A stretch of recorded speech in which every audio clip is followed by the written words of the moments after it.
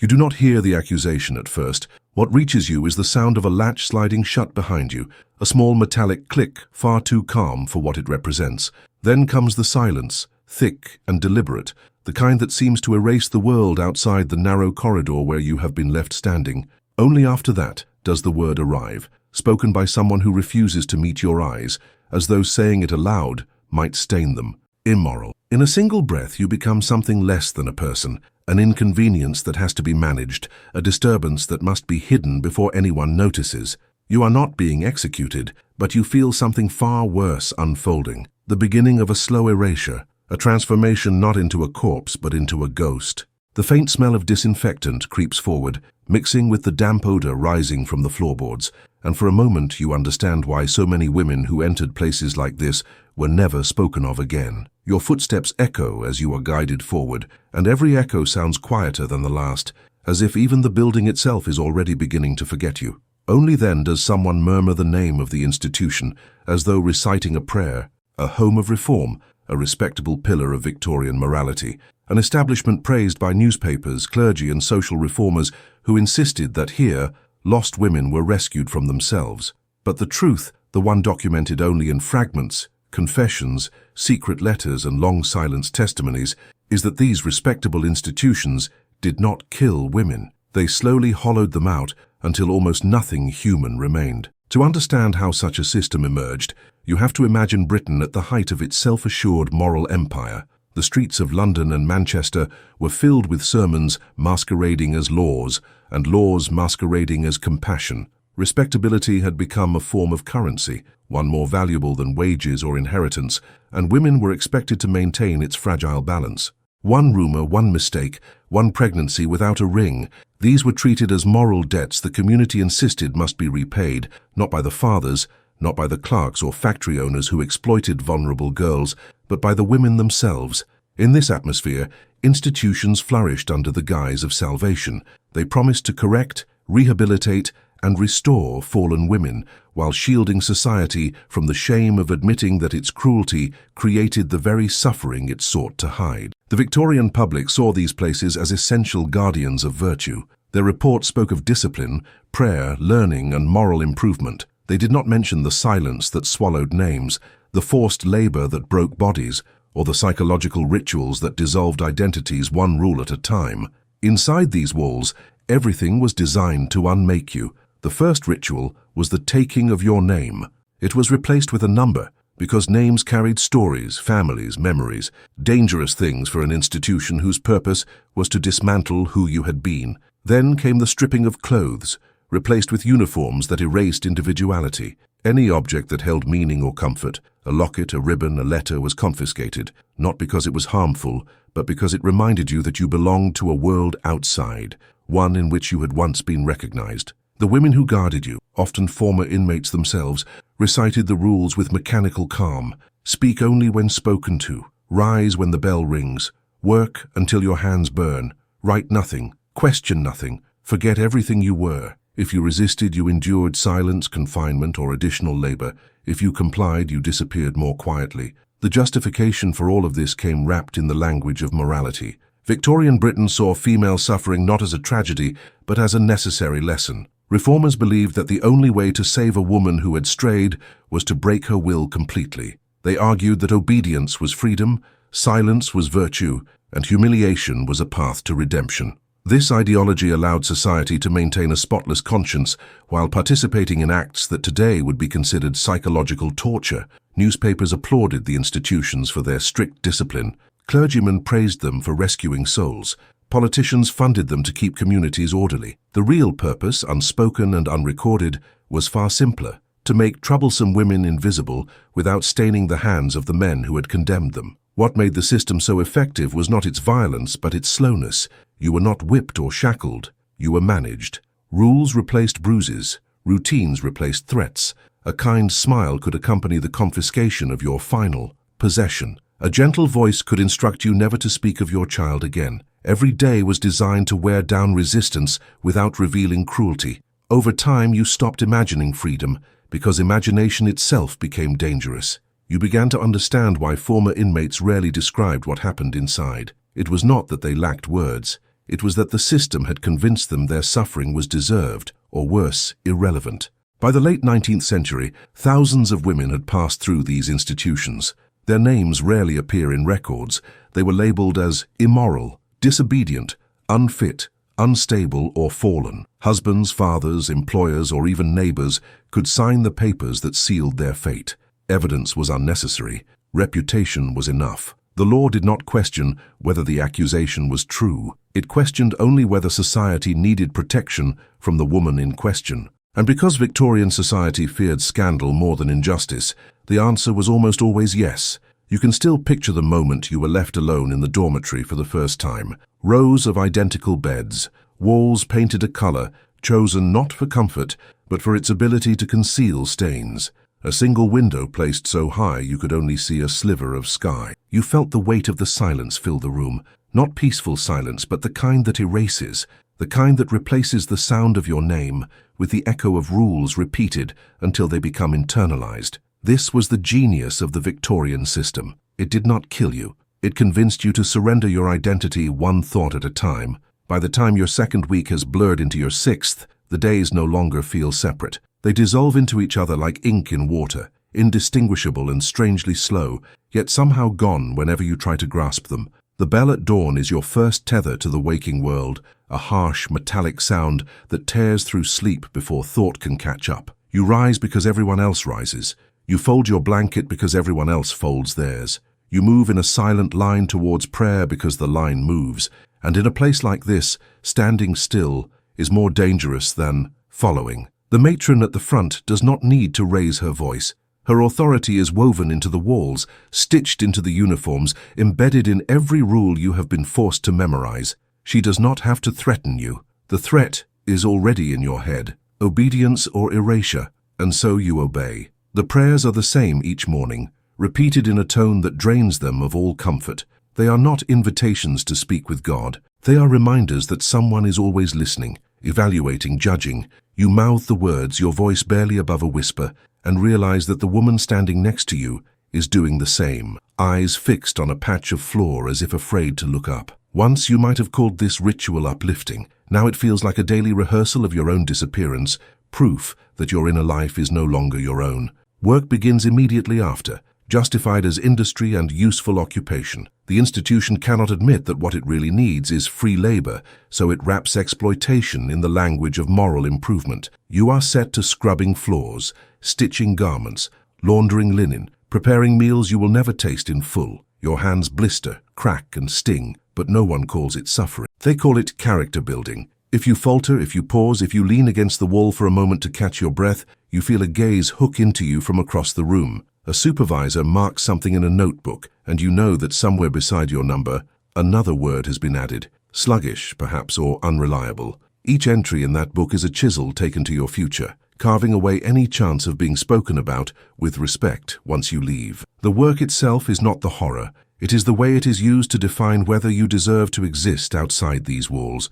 A good worker is a reformed soul. A tired worker is a moral risk. A woman who dares to say she cannot go on is not exhausted. She is resistant to correction. The true machinery of erasure, however, lies in the inspections masquerading as care. Once a week, sometimes more, you are summoned to a small office for what they call a moral examination. The words suggest concern, but what awaits you is interrogation dressed up as guidance. You are asked if impure thoughts have troubled you, whether you still resent the person who had you committed, whether you accept that your past behavior was sinful. The questions are designed so that any attempt to defend yourself can be written down as further proof of your corruption. If you say that what happened to you was not your fault, they call it denial. If you say that you were forced, they suggest you tempted the man. If you say you only ever wanted kindness, they warn you against self-pity. You begin to realize there is no answer that can restore your innocence in their eyes. The best you can hope for is to persuade them that you have absorbed their version of events, that you now see yourself the way they see you, as a problem that needed solving. Most women break somewhere in these sessions, though few would call it breaking. Outwardly, it looks like submission, a quiet nod, a murmured agreement, an apology for a sin never committed. Inwardly, it is the slow splitting of self from story. You begin to tell their story about you just to be left alone. Over time, you hear that story more often than you hear your own, and the line between them blurs. There are moments of quiet rebellion, but they are small, almost invisible to anyone not living them. A woman hums a forbidden song under her breath while folding sheets. Another scratches her real name, not her number, into the underside of a wooden chair, where she thinks no one will find it. Someone smuggles a scrap of paper under a mattress with a single sentence written on it: "I was not what they said I was." These acts will not topple the institution. They will not change the ledgers or the laws, but to the women who risk them, they prove something essential, that a part of them still exists beyond the version the system is trying to impose. The staff sense this resilience and fear it. They respond with more subtle control. Privileges are granted and withdrawn without explanation. A kind word one day, a cold reprimand the next, training you to look outward for cues about who you are allowed to be. If a woman grows close to another, sharing stories in whispers at night, the beds are rearranged. If a particular chore station becomes a place where women work with quiet efficiency and mutual support, the rota is changed. The goal is never simply to manage behavior. It is to prevent bonds strong enough to anchor you to something other than the institution's judgment.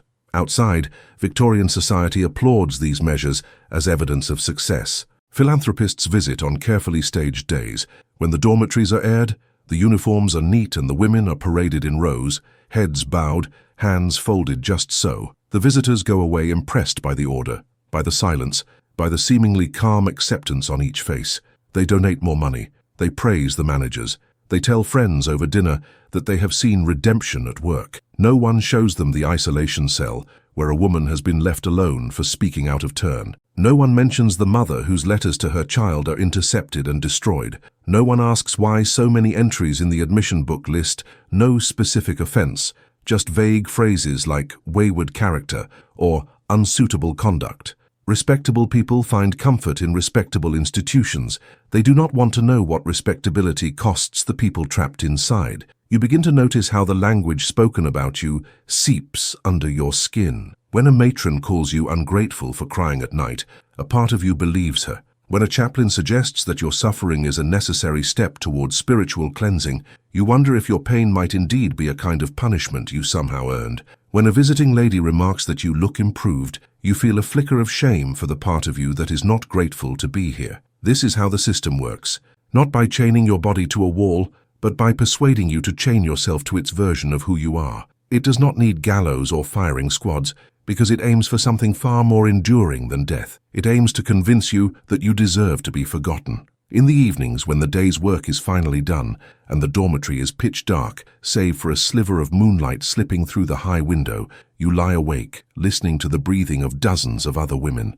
You do not know all their stories. The institution ensures that. It prefers you to see one another not as individuals but as cautionary tales. Yet in the way someone turns over with a muffled sob, or grips their blanket as though afraid it will be taken away, or mouths a name you do not recognize, you sense fragments of the lives that existed before these walls. It occurs to you, in that heavy quiet, that the true horror is not simply that the system has taken those lives away. It is that, to the world outside, those lives never really existed at all. They have been reduced to rumors, to morality tales, to anonymous entries in a ledger no one will ever read closely. That is what it means to be turned into a ghost while you are still breathing. Your body remains, your labor is used, your suffering is real, but your story is no longer considered yours to tell. What you do not fully grasp until months have passed is how deliberately the institution manipulates time. Days stretch endlessly, yet weeks vanish without shape. Routine becomes both weapon and anesthetic. The same bell, the same chores, the same prayers, the same commands. Your mind learns to operate on rails, laid down by someone else. You stop anticipating anything. You stop remembering that anticipation was once natural to you. This erosion is not accidental. It is the precise purpose of the system. When a woman can no longer tell one Wednesday from another, she becomes easier to direct. When she can no longer recall what freedom felt like, she becomes easier to keep. And when she can no longer articulate how she ended up here, she becomes easier to dismiss as someone who must have needed correction. That is how the Victorian machine sustains itself, by erasing every point of reference except the ones that justify its existence. Inside this environment, even language is reconstructed. Words you once used freely are redefined. Reform no longer means improvement. It means obedience. Care no longer means empathy. It means surveillance. Respectability no longer refers to decency, it refers to the appearance of moral order upheld by punishing those deemed inconvenient. You hear these terms so often, repeated in sermons, repeated in instructions, repeated in the reports read aloud during inspections, that you begin to internalize them. The institution has no need to shout. It shapes your thoughts through repetition. If you hesitate to use their vocabulary, you are corrected. If you resist their definitions, you are reminded, quietly, firmly, that redefining yourself is not permitted. The women around you become shadows of themselves as the months pass. Some have stopped speaking altogether, not because they have been ordered to, but because words seem futile. Others have learned to speak only in the measured, careful tone they hear from staff, echoing the institution's language so perfectly that it becomes difficult to tell whether they are performing or truly believe what they say. You notice the hollow look in their eyes, a kind of inward withdrawal, as though their minds have retreated to a place the institution cannot quite reach. It is a survival mechanism, but it is also the clearest sign of what the system has taken from them. Not life, not breath, but agency. The ability to claim their own narrative. Occasionally, new arrivals disturb the routine. They come in trembling, crying, asking where they are, insisting it is all a mistake. The older inmates watch them with a mixture of pity and resignation. They know what is coming. They know the new woman's protests will be dismissed as hysteria. They know she will soon be stripped of her clothes, her name, her belongings, her dignity. They know she will learn to lower her voice and bow her head. And they know that within weeks, she will begin to forget the precise sequence of events that brought her here, not because she wants to forget, but because the institution needs her memory to dissolve. The newcomers serve as reminders of the cruelty of what has been normalized, but they also serve the institution's narrative. Look, the staff say, another woman in need of rescue. The cycle feeds itself. Every frightened arrival reinforces the fiction that these places exist for protection. The letters are perhaps the most haunting part of the system. Women are encouraged, sometimes even instructed, to write to their families. But the letters are read before they are sent, edited or withheld entirely. Any expression of distress is removed. Any mention of mistreatment is punished. The staff insist that all correspondence must reflect progress. One woman writes a heartfelt plea to her sister, begging to be taken home, explaining that she has been misjudged. The matron reads it, folds it neatly, and drops it into the locked drawer of her desk without a word. Later that night, the woman is told she is not yet ready to correspond with loved ones because her spirit of rebellion remains uncorrected. She is given a new sheet of paper and instructed to try again, this time expressing gratitude for the institution's guidance. The letter her sister receives contains no trace of the truth. It is one more step in the slow metamorphosis from person to phantom. Rumors move through the dormitories like wind under a door, quiet, invisible, impossible to trace. Some women whisper that certain inmates have been here for years, forgotten by the very families who committed them. Others speak of women who were readmitted repeatedly because they had nowhere else to go, their identities so thoroughly dissolved that they could no longer navigate the world outside. There are stories of infants taken at birth, of women told their children died when they had not, of mothers who searched for decades only to find records missing or sealed. These stories are rarely confirmed, but they do not need to be. Their power lies in their plausibility. A system designed to erase people would not hesitate to erase evidence as well. You start to notice how the institution rewrites not just the present, but the past. When women are admitted, their histories are summarized in brief notes written by the staff, notes that often say more about the prejudices of the record keeper than the woman herself. Difficult temperament, unsuitable behavior, frequent melancholia, uncontrolled emotion. These labels follow women for the rest of their lives, carving narratives that become indistinguishable from fact. If a woman ever leaves, potential employers see these records and turn her away. Families refuse to receive her. Communities whisper. The institution does not just confine you while you are inside, it ensures that the outside world will accept the version of you it has constructed. In this way, the institution kills futures without ever touching bodies. One evening, a storm breaks outside, the rain hammering the roof with a force that makes even the staff uneasy. Thunder cracks over the building, shaking loose dust from the rafters.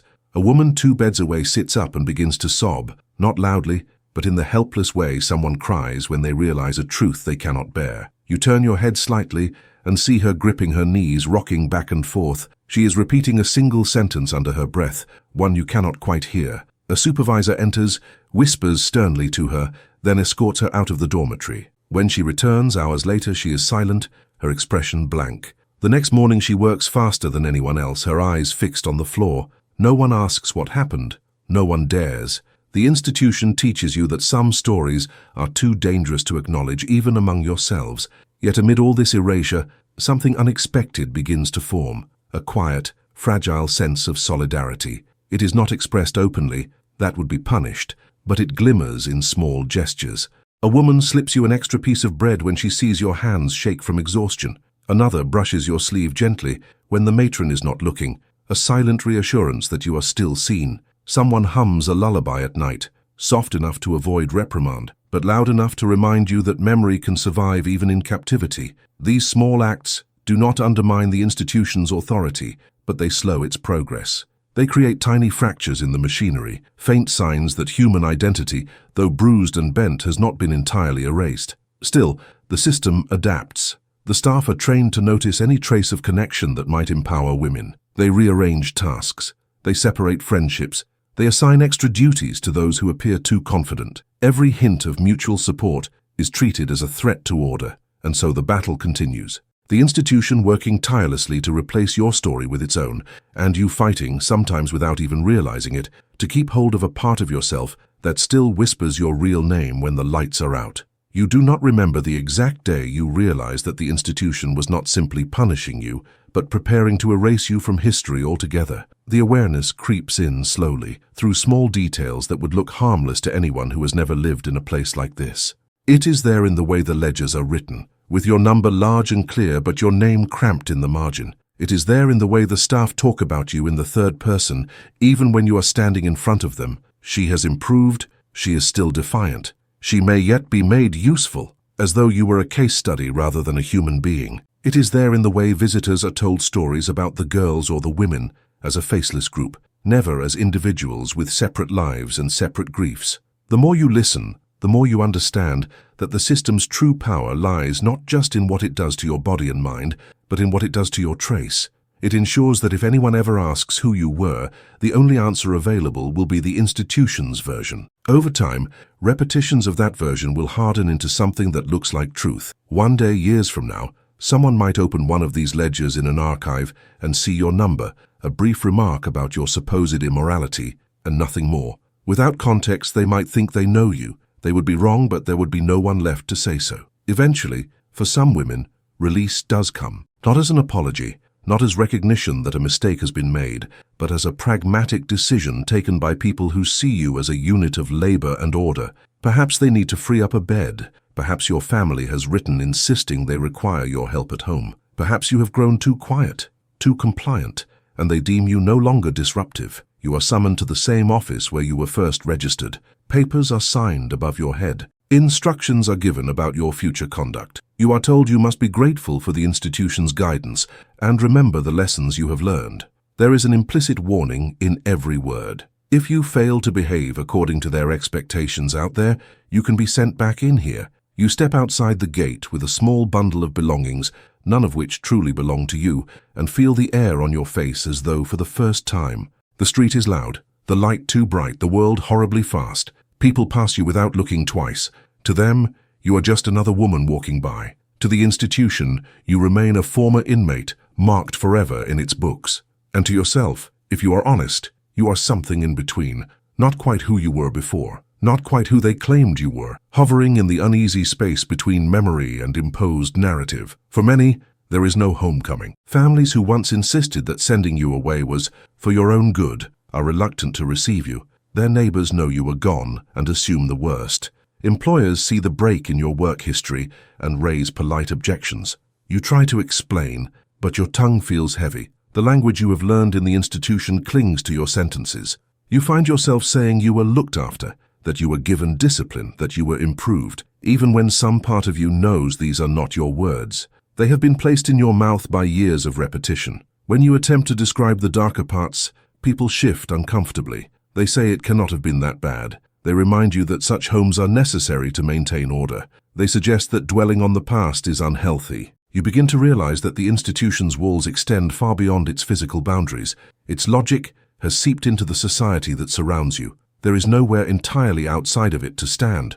Some women never leave at all. They grow older within the institution, their hair graying under the same harsh routines that once greeted them as girls. Their records are updated with new terms: aged, infirm, unsuitable for outside work, until eventually a final note is added: deceased. For these women, the transition from ghost in life to ghost in death is seamless.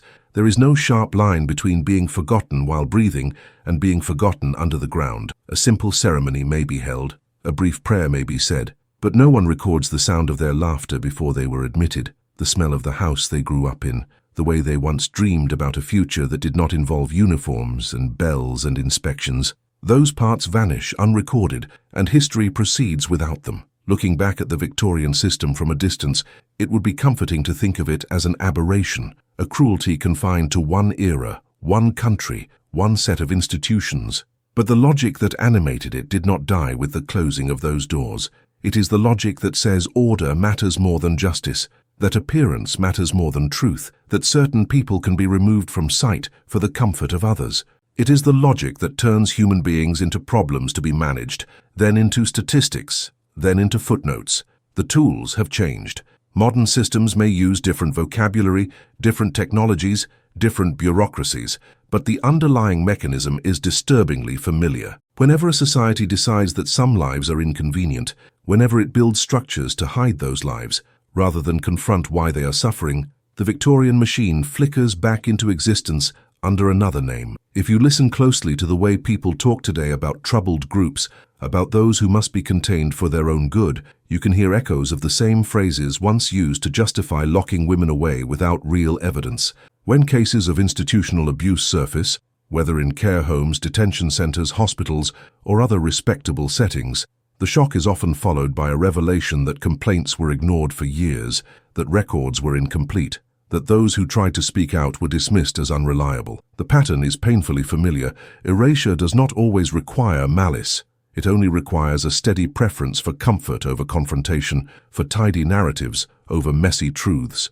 What makes the stories of these Victorian women so disturbing is not just the suffering they endured, but the ease with which that suffering was absorbed into the machinery of normal life. Their neighbors attended church, paid taxes, raised children, read newspapers celebrating moral progress, all while institutions in their own cities quietly dismantled the identities of women they had known. The horror lies not only in the cruelty of those who ran the system, but in the silence of those who allowed it to continue. That is the question that lingers when you walk through the remains of such places today, when you see the faded paint on the walls, the worn steps, the high windows that once framed only a slice of sky. How many people knew enough to ask and chose not to? In the end, what remains of the women the Victorian system tried to erase is not found solely in ledgers or official reports. It survives in fragments, in the rare letters that slipped past censors, in the testimony of those who later found the courage to speak, in the graffiti carved under chairs or into hidden corners of stone,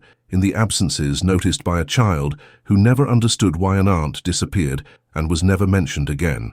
To listen to these fragments is to resist the erasure the system intended. It is to say, you were here, even if they tried to write you out. You had a life before they numbered you. You had a name before they took it away. As you reach the end of this story, you might be tempted to turn away, to file it under sad things from the past and move on. But the Victorian system that did not kill women, that instead turned them into ghosts of their own lives, is not merely a piece of history. It is a warning, a study in how easily a society convinced of its own virtue can build structures that destroy the very people it claims to protect. The question is not whether this could happen again. The question is where and to whom it might already be happening, behind doors that still carry the reassuring label of respectability.